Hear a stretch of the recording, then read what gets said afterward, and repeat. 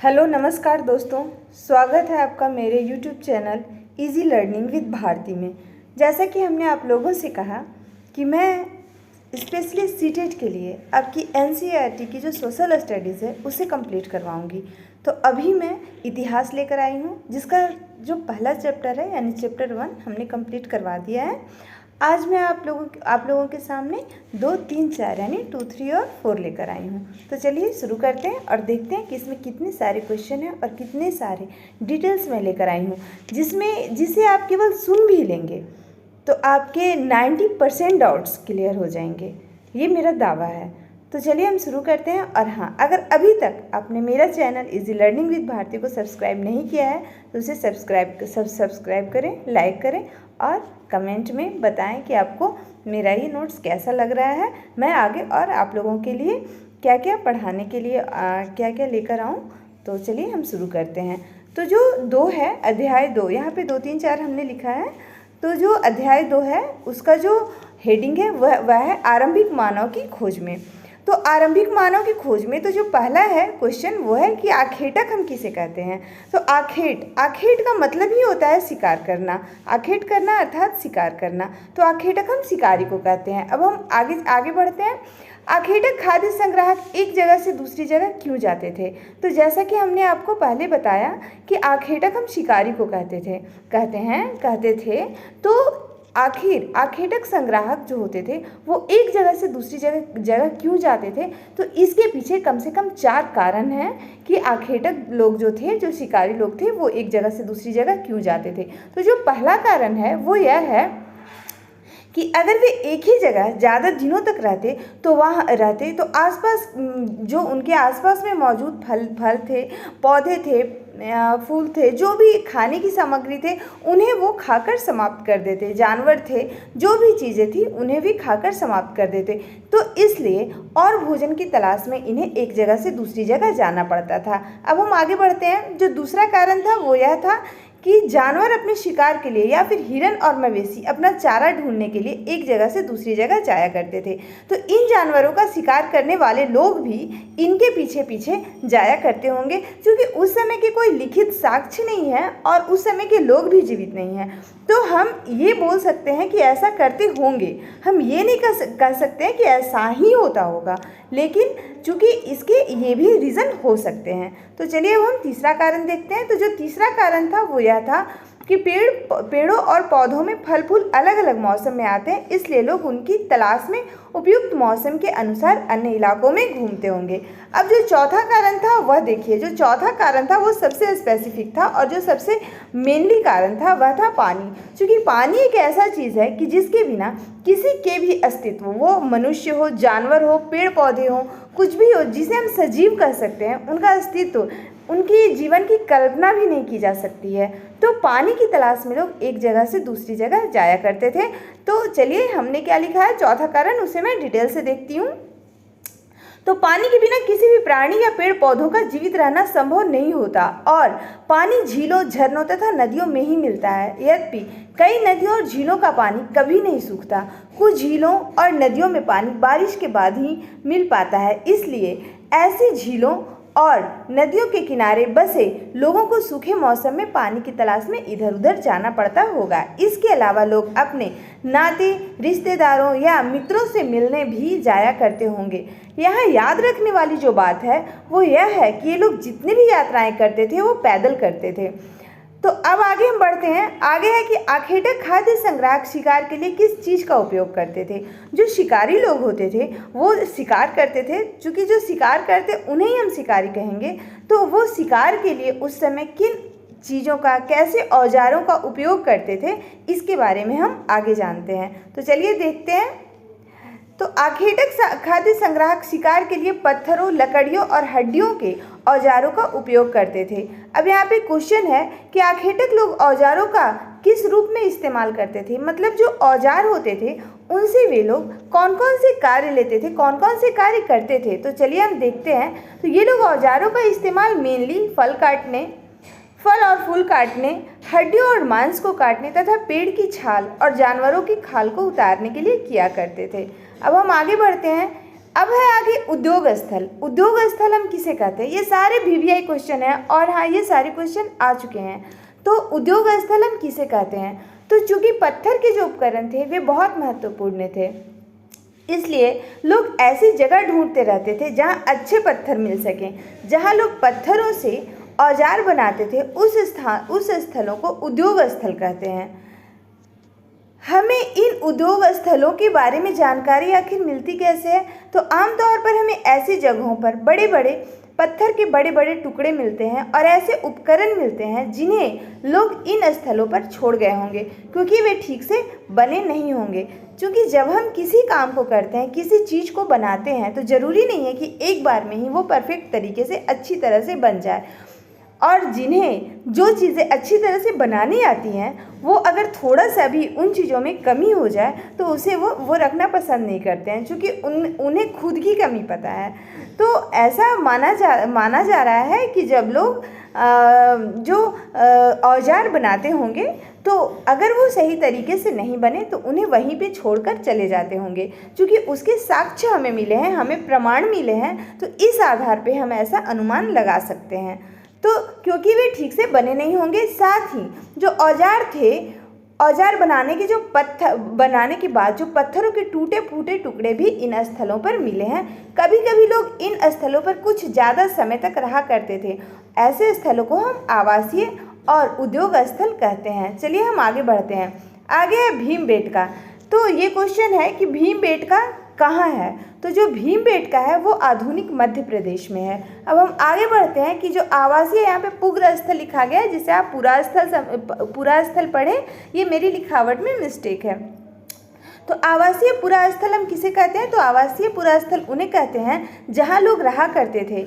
इनमें गुफाओं और कंदराओं जैसे वे स्थल होते हैं जिन्हें जो किताब है उसमें दर्शाया गया है, उसकी हमने यहाँ पे जो कटिंग है वो ली नहीं है, आप एक बार देख लेंगे। और ऐसे इस तरह के क्वेश्चन अभी पूछे नहीं गए हैं, मेनली जो मैप है, जो पिक्चर्स हैं उस पर, तो ये हमने समझाने के लिए यहाँ पे लिखा है, तो आप इसे समझे और आगे बढ़ते हैं हम।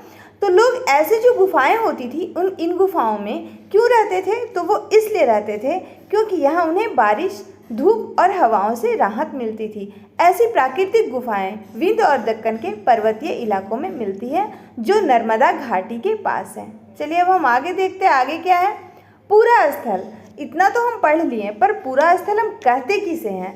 तो पूरा स्थल उस स्थान को कहते हैं जहाँ पे औजार, बर्तन और इमारतों जैसी वस्तुओं के अवशेष हमें प्राप्त हुए हैं, अवशेष मिलते हैं। ऐसी वस्तुओं का निर्माण लोगों ने अपने काम के लिए किया था और बाद में वे उन्हें वहीं छोड़ गए। ये सारी जो वस्तुएं हैं ये ज़मीन के ऊपर भी पाई गई हैं और ज़मीन के अंदर भी ये मिले हैं। कभी कभी ये समुद्र और नदी के तल में भी पाए जाते हैं। इन पूरा स्थलों के बारे में हम अगले अध्याय में, अगले चैप्टर में आपको पूरी डिटेल से पढ़ाएंगे। चलिए आगे बढ़ते हैं। पाषाण औजारों का निर्माण। तो ये पाषाण औजार क्या थे? तो पाषाण उपकरणों को प्रायः 2 तरीकों से बनाया जाता था। जो है पहला जो तरीका था, पाषाण यानी पत्थर और उपकरण यानी पत्थरों से बनाया हुआ उपकरण। तो हम इसे कैसे बनाते थे? पाषाण औजार जो थे यानी पत्थरों के जो औजार थे, इन्हें हम 2 तरीकों से बनाते थे। जो पहला तरीका था वो पत्थर से पत्थर को टकराना, यानी जिस पत्थर से कोई भी औजार बनाना होता था उसे हम एक हाथ में लेते थे और दूसरे हाथ से एक पत्थर का हथौड़ी के जैसा इस्तेमाल होता था। इस तरह आघात करने वाले पत्थर से दूसरे पत्थर पर तब तक सल्क निकाले जाते थे, यानी तब तक उसे आकार दिए जाते थे, तब तक उसे तोड़ा जाता था जब तक वो उपकरण अपना वो आकार न ले ले, एक आकार वाला उपकरण न बन जाए। तो चलिए अब हम आगे बढ़ते हैं। आगे क्या है? पाषाण उपकरण बनाए कैसे जाते थे? तो इसके लिए अपनाई गई 2 तरीकों में से एक यहाँ पे दर्शाया गया है। तो वो तरीका कौन सा है ये आप कमेंट बॉक्स में बताएं ज़रूर से। चलिए अब हम आगे बढ़ते हैं। तो जो दूसरा तरीका है वो हम बता भी देते हैं, बाकी आप कमेंट ज़रूर करेंगे। तो जो दूसरा तरीका था वह था दबाव सल्क तकनीक। इसे दबाव सल्क तकनीक कहा जाता था। इसमें एक क्रोड को एक स्थिर सतह पर टिकाया जाता था। जैसे मान लीजिए कोई भी उपकरण बनाना है तो अभी तो बहुत सारी साधन सुविधाएं आ गई हैं, बहुत तरह की मशीन आ गए हैं, लेकिन उस समय इन चीज़ों की सुविधाएं नहीं थी, कोई भी मशीन नहीं थे। तो लोग क्या करते थे, इसे एक सतह पे टिकाते थे, यानी उसे फिक्स करते थे वहीं पे, चाहे वो किसी चीज़ से बांध कर हो या चाहे जैसे भी हो, और इस क्रोड पर हड्डी या पत्थर रख कर उस पर हथौड़ी नुमा पत्थर से सल्क यानी नुकीला उसे किया जाता था, जिससे वे वांछित उपकरण बन सकें। अब चलिए हम आगे बढ़ते हैं। ये क्वेश्चन बिल्कुल VVI है। हमने जितने भी यहाँ पे क्वेश्चन डाले हैं सारे VVI हैं और सारे इम्पोर्टेंट हैं। ये आप जब आप प्रीवियस ईयर का क्वेश्चन देखेंगे या फिर जो सीटेट के जो भी बुक है या सीटेट के जो प्रीवियस ईयर के क्वेश्चंस हैं, तब आपको समझ में आएगा कि ये सारे क्वेश्चन और सारे डिटेल्स हमने जो डाले हैं वो आपके लिए कितने महत्वपूर्ण हैं। तो चलिए अब हम आगे देखते हैं कि राख के अवशेष हमें कहाँ मिले हैं। तो राख के जो अवशेष हैं वो हमें मेनली कुरनूल गुफा में मिली है। अब हम आगे बढ़ते हैं बदलती जलवायु। चूँकि जलवायु जब बदली, कब, आज से 12,000 साल पहले, तो दुनिया में बहुत बड़े बदलाव आए, जैसे कि गर्मी बढ़ने लगी और इसके परिणाम स्वरूप कई क्षेत्रों में घास वाले मैदान बनने लगे। इससे हिरन, बारहसिंगा, भेड़, बकरी और गाय जैसे उन जानवरों की संख्या बढ़ी जो घास खाकर जीवित रह सकते हैं। जैसे मनुष्य ने सबसे पहले जिस जानवर को पालतू बनाया था वह था कुत्ता। तो इसके बाद, कुत्ते के बाद उन्होंने भेड़, बकरी, गाय इन सभी को पालतू बनाना शुरू किया। तो जब भी, पहले भी या अब भी, जब भी हम किसी भी जानवर को पालतू बनाते हैं तो हम उनके सबसे पहले देखते हैं कि वो खाते क्या हैं, जिससे हम खिला सके, उनका स्वभाव कैसा है, हिंसक ना हो, उनके दांत कैसे हैं। जो मेनली जंगली जानवर होते हैं उनके दांतों में, जो हिंसक होते हैं उनके दांतों में, और जो घरेलू होते हैं यानी पालतू होते हैं उनके दांतों में फ़र्क होता है, उनके दांतों में अंतर होता है। तो लोग इस तरह से जब इन जानवरों की संख्या बढ़ने लगी, जैसे हिरन, बारहसिंगा, भेड़, बकरी और गाय जैसे जानवरों की संख्या बढ़ने लगी जो मेनली घास को खाकर जिंदा रह सकते हैं, तो इस तरह से मनुष्य में जो है जानवरों को पालतू बनाने के जो अंदर से उत्साह थी वो भी बढ़ने लगी और ये पालतू जानवरों को पालतू बनाने की ओर बढ़ने लगे। तो चलिए हम आगे देखते हैं। जो लोग इन जानवरों का शिकार करते थे वे भी इनके पीछे आए और इनके खाने पीने की आदतों और प्रजनन के समय की जानकारी हासिल करने लगे। क्योंकि जैसे जैसे मानव मस्तिष्क विकसित होता गया, जैसे जैसे मनुष्य इन सब चीज़ों के नज़दीक आते गए, देखते गए, तो उन्होंने और इसके अंदर डिटेल में जाने का फैसला किया कि आखिर इनके प्रजनन का समय क्या है, इनके खाने पीने की चीज़ें क्या है, इसकी वे जानकारी हासिल करने लगे। चूँकि उन्हें भी इतना तो पता था कि ये जो जानवर है इसे हम घर में रख सकते हैं, तो उनके बारे में ये लोग जानकारी इकट्ठा करने लगे। और चलिए हम आगे देखते हैं कि हो सकता है कि तब लोग इन जानवरों को पकड़कर अपनी ज़रूरत के अनुसार पालने की बात भी सोचने लगे हों। साथ ही इस काल में मछली भोजन का महत्वपूर्ण स्रोत बन गई। अब हम आगे बढ़ते हैं। इसी दौरान उपमहाद्वीप के अलग अलग इलाकों में गेहूं, जौ और धान जैसे अनाज प्राकृतिक रूप से उगने लगे थे। शायद महिलाओं, पुरुषों और बच्चों ने इन अनाजों को भोजन के लिए बटोरना भी शुरू कर दिया होगा। नाम और तिथियां। हम जिस काल के बारे में पढ़ रहे हैं, पुरातत्वविदों ने उनके बड़े बड़े नाम रखे हैं। जैसे आरंभिक काल को वे पूरा पाषाण काल कहते हैं। पूरा पाषाण काल है ये मेनली 2 शब्दों से बना है। पूरा अर्थात प्राचीन और पाषाण अर्थात पत्थर। तो यह जो नाम है ये पूरा स्थलों से प्राप्त पत्थर के औजारों के महत्व को बतलाता है। पूरा पाषाण काल आज से 20 लाख साल पहले से 12,000 साल पहले के दौरान माना जाता है। इस काल को भी पुरातत्वविदों ने 3 भागों में विभाजित किया है: आरंभिक, मध्य एवं उत्तर पूरा पाषाण युग। मानव इतिहास की लगभग 99% जो कहानी है वो इसी काल के दौरान घटित हुई है। जिस काल में हमें पर्यावरणीय बदलाव मिलते हैं उसे हम मेसोलिथ यानी मध्य पाषाण युग कहते हैं। अब हम आगे बढ़ते हैं कि इस समय लगभग 12,000 साल पहले से लेकर 10,000 साल पहले तक इस काल को माना गया है। और इस काल के पाषाण आमतौर पर बहुत छोटे होते थे, जिसे हम माइक्रोलिथ यानी लघु पाषाण कहते हैं।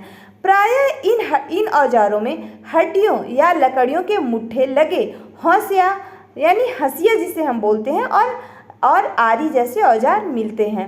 साथ साथ जो पूरा पाषाण युग वाले औजार भी इस दौरान बनाए जाते थे। तो आपको मेरा ये नोट्स कैसा लग रहा है, मेरी ये मेहनत, चूँकि हमने इसमें बहुत मेहनत किए हैं, तो आप एक बार ज़रूर सुने। और अगर आपको मेरा ये पढ़ाना अच्छा लग रहा है, मेरा नोट्स अच्छा लग रहा है, तो मेरे चैनल को सब्सक्राइब ज़रूर करें, लाइक करें और कमेंट करें। चलिए, और हाँ, अपने जितने ज़्यादा से ज़्यादा दोस्तों के साथ शेयर करें ताकि उन्हें भी इस नोट्स का लाभ मिल सके और उनका भी सीटेट एक बार में क्लियर हो। चलिए, तो अब हम आगे बढ़ते हैं। अगले युग की जो शुरुआत थी वो आज से 10,000 साल पहले से होती है। इसे नवपाषाण युग कहा जाता है। फ्रांस की एक गुफा है। इस पुरास्थल की खोज जो पिक्चर है उसमें फ्रांस की एक गुफा का चित्र दिया गया है। ये जो गुफा थी, ये जो पूरा स्थल था, इसकी खोज आज से 100 साल पहले 4 स्कूली छात्रों ने की थी। और इस तरह के जो चित्र हैं, उस पर जो चित्र बनाए गए हैं वो लगभग 20,000 साल पहले से लेकर 10,000 साल पहले के बीच बनाए गए होंगे। और सोचिए, वो चित्रांकन इतना अच्छा है कि अभी भी उसे देखने पे लगता है कि ये बिल्कुल सजीव चित्रांकन है।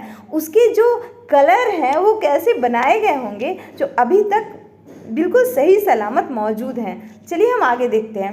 इनमें कई जानवरों के चित्र हैं, जैसे इनमें जंगली घोड़े, गाय, भैंस, गैंडा, रेनडियर, बारहसिंगा और सुअरों को गहरे चमकीले रंगों से चित्रित किया गया है। अब हम आगे बढ़ते हैं। इन रंगों को लौह अयस्क और चारकोल जैसे खनिज पदार्थों से बनाया जाता था। यह संभव है कि इन चित्रों को उत्सवों के अवसर पर बनाया जाता था या फिर इन्हें शिकारियों द्वारा शिकार पर निकलने से पहले कुछ अनुष्ठानों के लिए बनाया गया होगा। चलिए, अब हम आगे बढ़ते हैं। जो हमने नोट किया है, इसमें से जो हमने क्वेश्चन छांटे हैं, जो हमें लगा है कि ये बहुत ही इंपॉर्टेंट है, VVI है, तो हम आगे बढ़कर इसे देखते हैं। जैसा कि हमने कहा कि क्वेश्चन कहाँ से पूछा जाएगा ये तो मैं नहीं बता सकती, लेकिन ये मैं डेफिनेटली बता सकती हूँ कि क्वेश्चन जब भी पूछा जाएगा तो NCERT से ही पूछा जाएगा। भले ही उनके क्वेश्चन पूछने के पैटर्न अलग हों, थोड़े से अलग भी हम नहीं कर सकते हैं, थोड़े से उन्होंने पैटर्न को चेंज कर दिया है, यानी पहले से क्वेश्चन पूछने के अंदाज को डिफ़िकल्ट कर दिया है। पर जाएंगे कहाँ, पूछना तो NCERT से ही है, चूँकि सिलेबस उन्होंने दिया है NCERT 6 to 8, तो पूछेंगे भी क्वेश्चन जब भी तो NCERT से ही। तो चलिए, जितने क्वेश्चन और जितने डिटेल्स निकल सकते हैं हम पूरे को ही पढ़ जाते हैं, चाहे क्वेश्चन जहाँ से भी आए, क्योंकि सीटेट को पार करना है तो करना है। चलिए, अब हम आगे बढ़ते हैं। आरंभिक काल को पूरा पाषाण काल कहते हैं। जो आरंभिक काल थे उन्हें पूरा पाषाण काल कहते हैं। तो ये क्वेश्चन है कि पूरा पाषाण काल किसे कहते हैं। आपके 4 ऑप्शन दिए होंगे आपको फंसाने के लिए, या फिर 2 ऑप्शन दिए होंगे और फिर वही होगा, दोनों सही है, दोनों गलत है, एक सही है, एक गलत है। इस तरह के जो ऑप्शंस हैं वो आपको मिलेंगे। तो अगर हमारा अगर कॉन्सेप्ट क्लियर होगा तो वो क्वेश्चन चाहे जैसा भी पूछे और चाहे जहाँ से भी पूछे, आंसर तो हमें पता ही होगा। तो चलिए, अब हम आगे बढ़ते हैं। पूरा पाषाण काल 20 लाख साल पहले से 12,000 साल पहले के दौरान माना जाता है। अब हम आगे बढ़ते हैं। इस काल को 3 भागों में विभाजित किया गया है, आरंभिक, मध्य एवं उत्तर पूरा पाषाण काल। मानव इतिहास की लगभग 99% कहानियाँ इसी काल के दौरान घटित हुई हैं। जिस काल में पर्यावरणीय बदलाव मिलते हैं उसे हम मेसोलिथ यानी मध्य पाषाण युग कहते हैं, और इसका युग लगभग 12,000 साल पहले से लेकर 10,000 साल पहले तक माना जाता है। अब आगे देखिए, मध्य पाषाण के औजार जो थे वो आमतौर पर बहुत छोटे होते थे, जिन्हें माइक्रोलिथ यानी लघु पाषाण काल कहा जाता था। इन औजारों में हड्डियों या लकड़ियों के मुट्ठे लगे हंसिया और आरी के जैसे ये औजार मिले हैं। नवपाषाण युग की शुरुआत आज से 10,000 साल पहले माना जाता है। अब हम आगे बढ़ते हैं। जो मध्य प्रदेश और दक्षिण उत्तर प्रदेश की गुफाओं की दीवारों में जंगली जानवरों का बड़ी कुशलता से सजीव चित्रण किया गया है, ये आप ध्यान रखिएगा। जो चित्रांकन है वो तो बड़ी कुशलता से किया ही गया है, परंतु उसे देखने के बाद लगता है कि ये बिल्कुल सजीव चित्रण है, लगता है ही नहीं है कि ये चित्र बने हुए हैं, लगता है कि बिल्कुल ये सच के हैं। भारत में पूरा पाषाण युग के दौरान शुतुरमुर्ग होते थे। तो ये भी क्वेश्चन है कि भारत में शुतुरमुर्ग जो थे वो कब पाए जाते थे, तो पूरा पाषाण युग के दौरान। महाराष्ट्र के पटनेपुरा स्थल से शुतुरमुर्ग के अंडों के अवशेष मिले हैं। ये क्वेश्चन भी आया हुआ है कि शुतुरमुर्ग के अंडों के अवशेष कहाँ से प्राप्त हुए हैं, तो ये महाराष्ट्र के पटनेपुरा स्थल से प्राप्त हुए हैं। अब हम आगे बढ़ते हैं। शुतुरमुर्ग के अंडों के छिलकों पर जो चित्रांकन मिलता है, तो इन अंडों से मनके बनाए जाते थे। हुसंगी में पूरा पाषाण युग के कई पुरा स्थल मिले हैं। पूरा पाषाण युग के अधिकांश औजार चूना पत्थर से बनाए जाते थे। फ्रांस की एक गुफा की खोज आज से लगभग 100 साल पहले 4 स्कूली छात्रों ने की थी, स्कूली बच्चों ने की थी। इसकी दीवारों पर बने चित्र लगभग 20,000 साल से लेकर 10,000 साल पहले के बीच बनाए गए होंगे। इन दीवारों की चित्रों को जैसे जंगली घोड़े, गाय, भैंस, गेंडा, बारहसिंगा और सुअरों को गहरे रंगों से चित्रित किया गया है। अब आगे बढ़ते हैं। इन रंगों को लौह अयस्क और चारकोल जैसे खनिज पदार्थों से बनाया जाता था। इन रंगों को लौह अयस्क और चारकोल जैसे खनिज पदार्थों से बनाया जाता है। तो ये जो 2 चैप्टर है वो पूरी तरह से कंप्लीट हो गया, और हमने जितने इसमें क्वेश्चन निकल सकते थे, जितने डिटेल्स निकल सकते थे, बहुत मेहनत से हमने सारे निकाले और सारे यहाँ पे जो नोट्स हैं वो बनाए। और ये ध्यान में रखते हुए कि आपका जो एग्ज़ाम है उसमें किस तरह के क्वेश्चन पूछे जा सकते हैं, तो आपके समय को बचाते हुए हमने यहाँ पे कोई ऑप्शन नहीं दिया, क्योंकि जब हमें सही आंसर पता होता है तो गलत आंसर पढ़ने की ज़रूरत ही नहीं है। परंतु वो भी सही है, मैं उस तरह के भी क्वेश्चन लेकर आऊँगी। तो चलिए, ये अध्याय 2 यानी 1 हमने पहले कंप्लीट करवा दिया है। आप उसे ज़रूर जाएं और हमारे चैनल पे ज़रूर एक बार देखें। और ये 2 आज हमने कंप्लीट करवा दिया। तो अब हम आगे बढ़ते हैं अध्याय 3 पे, बिना समय को गंवाए। चलिए, तो जो 3 चैप्टर है, जो तीसरा चैप्टर है वह है भोजन, संग्रहण से उत्पादन तक। ये उल्टा ही दिया है, उत्पादन से संग्रहण तक देना चाहिए। तो चलिए, संग्रहण से उत्पादन तक किस तरह से लोग पहले भोजन को संग्रहित करते थे, इकट्ठा करते थे, इसके बाद उनके दिमाग में किस तरह से उत्पादन को लेकर ख्याल आए और उन्होंने उत्पादन करना यानी खेती करना शुरू कर दिया है। तो चलिए, अब हम आगे बढ़ते हैं। विभिन्न प्रकार के भोजन। आज हमें अपने भोजन का अधिकांश हिस्सा उगाई गई फसलों और पाले गए पशुओं से मिलता है। अलग अलग यानी भिन्न भिन्न फसलों को उगाने के लिए भिन्न भिन्न जलवायु की आवश्यकता पड़ती है। जैसे धान की खेती के लिए गेहूं या जौ की तुलना में ज़्यादा पानी की ज़रूरत पड़ती है। जब भी हम धान की खेती करते हैं तो गेहूं और जौ की तुलना में हमें धान की खेती में अधिक पानी की आवश्यकता पड़ती है। इसलिए आप देखेंगे कि जब भी मेनली धान की जो खेती होती है वो बारिश के मौसम में ही होती है, जिसे हम बरसात बोल सकते हैं। बरसात के मौसम में ही होती है, क्योंकि प्राकृतिक रूप से हमें पानी उस समय प्राप्त हो जाते हैं। इसके बाद भी कभी कभी होता है कि नेचुरली अगर बारिश नहीं हुई तो किसान उसमें अलग से, जिसे हम बोलते हैं पानी पटाना, तो और जितनी भी आवश्यकता होती है किसान पानी खेतों में डालते हैं। तो इस तरह से गेहूं और जौ की तुलना में जो धान है उसकी खेती में अधिक पानी की आवश्यकता पड़ती है। तो चलिए आगे बढ़ते हैं। इसलिए हम देखते हैं कि जो किसान विशेष फसल विशेष क्षेत्रों में ही उगाते हैं, और यही नहीं, पशुओं को भी अपने अनुकूल वातावरण की आवश्यकता होती है। उदाहरण के तौर पर हम देखते हैं कि सूखी और पहाड़ी जलवायु में मवेशियों की तुलना में भेड़ या बकरी अधिक सहजतापूर्वक जीवित रह सकते हैं। चलिए अब हम आगे बढ़ते हैं। लोगों द्वारा पौधे उगाने और जानवरों की देखभाल करने की प्रक्रिया को हम बसने की प्रक्रिया का नाम देते हैं, या फिर बसने की प्रक्रिया का नाम दिया गया है। आगे देखते हैं। लोगों द्वारा पौधे उगाने और जानवरों की देखभाल करने की प्रक्रिया को हम बसने की प्रक्रिया का नाम दिए हैं। बसने की प्रक्रिया आज से लगभग 12,000 साल पहले शुरू हुई, जब मौसम में परिवर्तन आया, जो हमने आपको चैप्टर 2 में पढ़ाया है। कृषि के लिए अपनाई गई जो सबसे प्राचीन फसल थी वह थी गेहूं तथा जौ। ये क्वेश्चन भी पूछा गया है। और जो पहला पालतू पशु था वह था कुत्ता। सूखे तथा पहाड़ी जलवायु में मवेशियों की तुलना में भेड़ या बकरी अधिक सहजतापूर्वक जीवित रह सकते हैं। बसने की प्रक्रिया आज से 12,000 साल पहले शुरू हुई। कृषि के लिए अपनाई गई जो सबसे प्राचीन फसल थी वह थी गेहूं तथा जौ। ये तो सभी को पता है, लेकिन और उसके बाद जो क्वेश्चन है कि सबसे पहले जो पालतू बनाए गए जानवर थे, जानवरों में कुत्ता आता है, ये सभी को पता है। लेकिन कुत्ते के बाद किसे पालतू बनाया गया था? तो कुत्ते के बाद भेड़ तथा बकरी। लोगों ने पहले खेती की प्रक्रिया शुरू की और इसी समय वे अस्थायी निवास की प्रक्रिया उन्होंने शुरू की। जैसा कि हम जानते हैं कि जैसा कि हम अंदाज़ा भी लगा सकते हैं कि जब मनुष्यों ने खेती की शुरुआत की होगी, खेती करना शुरू किया होगा, तो खेती करने में तो बहुत मेहनत लगती है। और इतना तो उन्हें पता होगा कि जब वो खेती किए, यानी कि उन्होंने बीजों को बोया, बीज उग गए, तो उन्हें उनके दिमाग में ये बातें तो ज़रूर आई होंगी कि अगर मैं इन फसलों को इस तरह से छोड़कर चला जाऊंगा तो या तो जंगली जानवर आकर नष्ट कर देंगे, और नहीं तो अगर ये फसल पककर, अगर ये फसल कंप्लीटली रूप से तैयार हो गए तो कोई ना कोई तो इन्हें आएगा और ले ही जाएगा। तो इस तरह से उनको समझ में आया होगा कि अगर हमने खेती की है तो इसकी देखभाल भी करनी ज़रूरी है।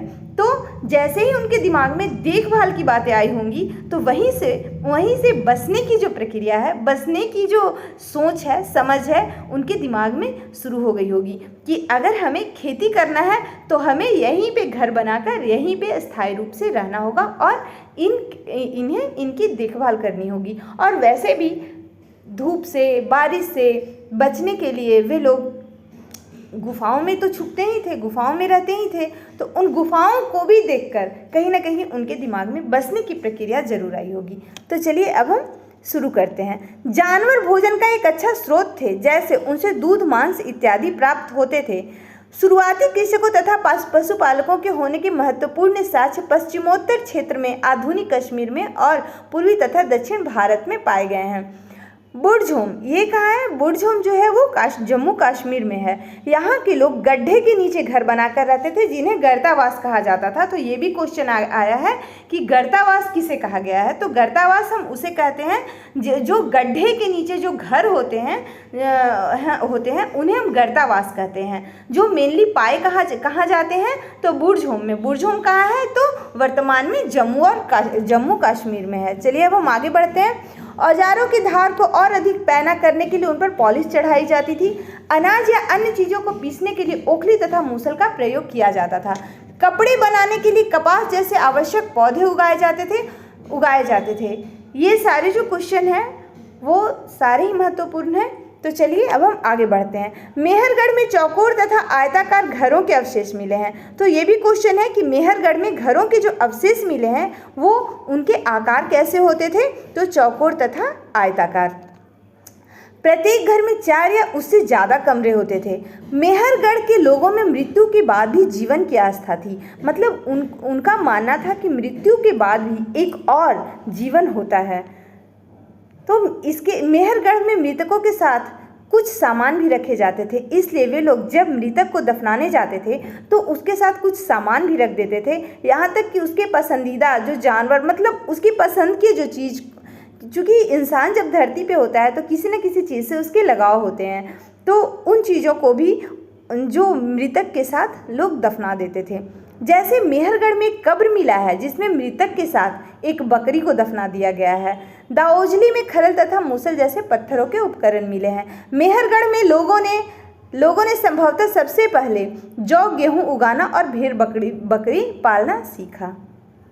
अब यहाँ पे आते हैं खेती और पशुपालन की शुरुआत कैसे हुई थी। तो चलिए एक नज़र देख लेते हैं।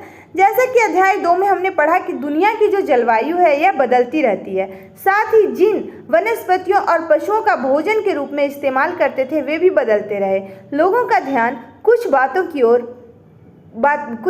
ओर गया, जैसे खाने योग्य वनस्पतियाँ कहाँ कहाँ मिल सकती हैं, बीज अपनी डंठल से टूटकर गिरते हैं, गिरे बीजों का अंकुरन और उनसे पौधों का निकलना आदि। इसी तरह अन्य पौधों की देखभाल करनी शुरू कर दी होगी। चिड़ियों और जानवरों से पौधों की सुरक्षा की होगी ताकि वे ठीक से बढ़ सकें और उनके बीज पक सकें। इस प्रकार धीरे धीरे वे क्या बन गए? कृषक बन गए। अब हम आगे बढ़ते हैं। इसी तरह लोगों ने अपने घरों के आसपास चारा रखकर जानवरों को आकर्षित कर उन्हें पालतू बनाया होगा। सबसे पहले जिस जंगली जानवर को पालतू बनाया गया वह कुत्ते का जंगली पूर्वज था, जो धीरे धीरे लोग भेड़, बकरी, गाय और सूअर जैसे जानवरों को अपने घरों के नज़दीक आने को उत्साहित करने लगे। ऐसे जानवर झुंड में रहते थे और ज़्यादातर घास खाते थे। अक्सर लोग अन्य जंगली जानवरों के आक्रमण से इनकी सुरक्षा किया करते थे और इस तरह धीरे धीरे वे क्या बन गए? पशुपालक बन गए। चलिए अब हम आगे बढ़ते हैं। अब यहाँ आता है बसने की प्रक्रिया।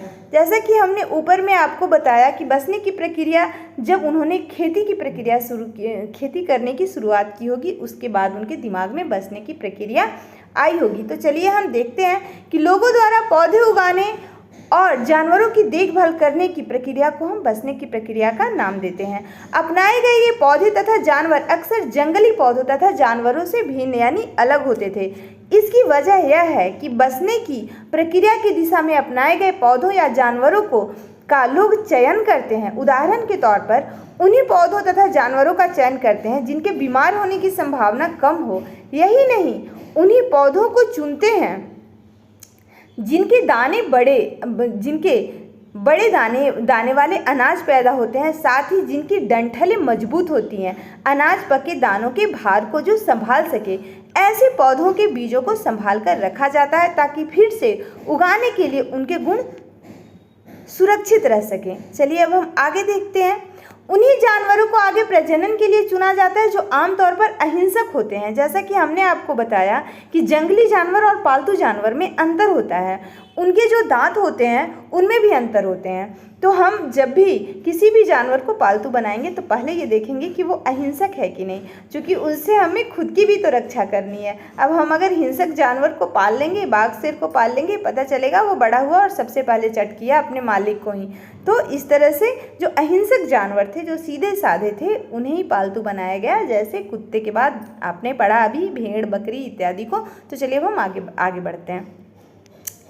तो उन्हीं जानवरों को प्रजनन के लिए चुना गया जो आमतौर पर अहिंसक होते हैं। इसलिए हम देखते हैं कि पाले गए जानवर तथा कृषि के लिए अपनाए गए पौधे जंगली जानवरों तथा पौधों से धीरे धीरे भिन्न होते गए। मिसाल के तौर पर जंगली जानवरों की तुलना में पालतू जानवरों के दांत छोटे और सींग भी छोटे होते हैं। बसने की प्रक्रिया पूरी दुनिया में धीरे धीरे चलती रही और यह करीब 12,000 साल पहले शुरू हुई। वास्तव में आज हम जो भोजन करते हैं वो इसी बसने की प्रक्रिया की वजह से है। कृषि के लिए अपनाई गई जो सबसे प्राचीन फसलों में गेहूं तथा जौ ही आते हैं, उसी तरह सबसे पहले पालतू बनाए गए जानवरों में कुत्ते के बाद भेड़, बकरी आते हैं। अब आगे बढ़ते हैं। जानवर जो थे वो चलते फिरते खाद्य भंडार थे। तो ये जानवर चलते फिरते खाद्य भंडार कैसे थे ये देखते हैं। जानवर बच्चे देते हैं जिससे उनकी संख्या बढ़ती है। अगर जानवरों की देखभाल की जाए तो उनकी संख्या तो बढ़ती ही है, साथ ही उनसे हम दूध भी प्राप्त कर सकते हैं जो भोजन का एक अच्छा स्रोत है। यही नहीं, जानवरों से हमें मांस भी मिलता है। दूसरे शब्दों में पशुपालन भोजन के भंडारण का एक तरीका है। पुरातत्वविदों को कुछ पुरा स्थल पर झोपड़ियों और घरों के निशान मिले हैं। पुरातत्वविदों को झोपड़ियों के अंदर और बाहर दोनों ही स्थानों पर आग जलाने की जगह मिली है। मृत्यु के बाद सामान्यतया मृतक के सगे संबंधी उसके प्रति सम्मान जताते हैं। लोगों की आस्था है कि मृत्यु के बाद भी जीवन होता है, इसलिए कब्रों में मृतक के साथ कुछ सामान भी रखे जाते थे। जैसे मेहरगढ़ में ऐसी कई कब्रें मिली हैं जिनमें एक कब्र में मृतक के साथ बकरी को भी दफनाया गया है। संभवतः इसे परलोक में मृतक के खाने के लिए रखा गया होगा। अभी के समय में जिसे हम क्या कह सकते हैं, अंधविश्वास का नाम लोग देंगे, लेकिन उस समय लोगों की ये आस्था थी कि मृत्यु के बाद भी जीवन होता है, यानी कि एक जीवन यहाँ है, एक परलोक में है। तो इसलिए जो मृतक के फेवरेट जो चीज़ें होती थी वो उनके साथ ही वो लोग दफन कर देते थे। तो चलिए ये अध्याय 3 भी कंप्लीट हो गया। तो हमने पूरी कोशिश की है कि आपके जितने डाउट्स हैं वो क्लियर हो जाएं बिना कुछ पूछे ही। तो मेरा ये कोशिश आप लोगों को कैसा लग रहा है ये आप ज़रूर कमेंट करके बताएं। और चलिए अब हम आगे शुरू होते हैं अध्याय 4। तो चलिए 4 में तो इतने सारे क्वेश्चंस निकल कर आए हैं और इतने सारे डिटेल्स हैं कि चलिए हम देखते हैं। तो सबसे पहले है कि आज से 150 साल पहले पहली बार जो रेलवे लाइन थी वह पंजाब में बिछाई गई थी। एक क्वेश्चन आया हुआ है। उसी वक्त इस काम में जुटे इंजीनियरों को पहली बार हड़प्पा पूरा स्थल मिला जो आधुनिक पाकिस्तान में है। उन्होंने सोचा कि यह एक खंडहर है जहां से अच्छी ईंटें मिलेंगी और यह सोचकर वे हड़प्पा के खंडहर से हजारों ईंटें उखाड़ ले गए और इससे उन्होंने रेलवे लाइन बिछा दी, जिससे कई इमारतें पूरी तरह से नष्ट हो गईं। पर आप सोचिए कि वो इमारत कितनी अच्छी बनी थी कि ईंटें अभी भी इतनी काम की थी कि जिससे रेलवे लाइनें बिछाई जा सके। चलिए अब हम आगे बढ़ते हैं। उसके बाद लगभग 80 साल पहले पुरातत्वविदों ने इस स्थल को ढूंढा और तब पता चला कि यह एक खंडहर उपमहाद्वीप के सबसे पुराने शहरों में से एक है। हड़प्पा शहर का निर्माण लगभग आज से 4700 साल पहले हुआ था। और सोचिए उस समय की ईंटें अभी तक किस टेक्निक से वो लोग ईंटों का निर्माण वो लोग ईंटें बनाते होंगे कि जो अभी तक कारगर है। चलिए अब देखते हैं। हड़प्पा शहर का निर्माण लगभग 4700 साल पहले हुआ था। इन नगरों के 2 या 2 से अधिक हिस्सों में इन नगरों को विभाजित किया गया था, जिनमें प्रायः जो पश्चिमी भाग था छोटा था लेकिन चूंकि यह ऊंचाई पर था तथा पूर्वी भाग जो था वह बड़ा था लेकिन यह निचले इलाके में था, इसलिए ऊंचाई वाले भाग को ऊंचाई वाला जो भाग था यानी पश्चिम भाग इसे नगर दुर्ग कहा जाता था तथा जो पूर्वी भाग था जो निचले हिस्से में था उसे निचला हिस्सा यानी निचला नगर कहा जाता था। अब आगे देखते हैं। मोहनजोदाड़ो में और क्या मिला है। मोहनजोदाड़ो में खास तालाब बनाया गया है जिसे पुरातत्वविदों ने महान स्नानागार का नाम दिया है। इस तालाब को बनाने में ईंट और प्लास्टर का इस्तेमाल किया गया था। तालाब में पानी का रिसाव रोकने के लिए प्लास्टर के ऊपर चारकोल की परत बिछाई गई थी। उस सरोवर में 2 तरफ से उतरने के लिए सीढ़ियां बनाई गई थीं और चारों ओर से कमरे बनाए गए थे। आगे बढ़ते हैं। इसमें भरने के लिए पानी कुएं से निकाला जाता था और उपयोग के बाद इसे खाली कर दिया जाता था, जिससे यह अंदाज़ा लगाया जा सकता है कि शायद यहाँ विशिष्ट नागरिक विशेष अवसरों पर ही स्नान किया करते थे। अब हम आगे बढ़ते हैं। कालीबंगा और लोथल जैसे अन्य नगरों में अग्निकुंड मिले हैं। हड़प्पा, मोहनजोदड़ो और लोथल जैसे नगरों में बड़े बड़े भंडार गृह मिले हैं। इन नगरों के घर आमतौर पर 1 या 2 मंजिले होते थे और घर के आंगन के चारों ओर कमरे बनाए जाते थे। अधिकांश घरों में एक अलग स्नान घर होता था और कुछ घरों में कुएं भी होते थे। अक्सर घरों की नालियों को सड़कों की नालियों से जोड़ दिया जाता था जो बाद में बड़े बड़े नालों में मिल जाती थी। नालों के ढके होने के कारण उनमें जगह जगह पर मेन होल बनाए जाते थे जिनके जरिए इनकी देखभाल और सफाई की जा सके। घरों, नालों और सड़कों का निर्माण योजनाबद्ध तरीके से किया जाता था, जैसे तैसे नहीं, योजनाबद्ध तरीके से किया जाता था। सोचिए नालों का भी निर्माण कितनी अच्छी तरीके से किया गया था। हड़प्पा के नगरों में लिपिक भी होते थे जो मुहरों पर लिखते थे और शायद अन्य चीज़ों पर भी ये लिखते होंगे जो अब बच नहीं पाई है। नगरों में शिल्पकार स्त्री पुरुष भी रहते थे जो अपने घरों या किसी उद्योग स्थल पर तरह तरह की चीज़ें बनाते होंगे। चलिए अब हम आगे बढ़ते हैं। लोग लंबी यात्राएं करते थे और वहां से उपयोगी वस्तुएं लाते थे।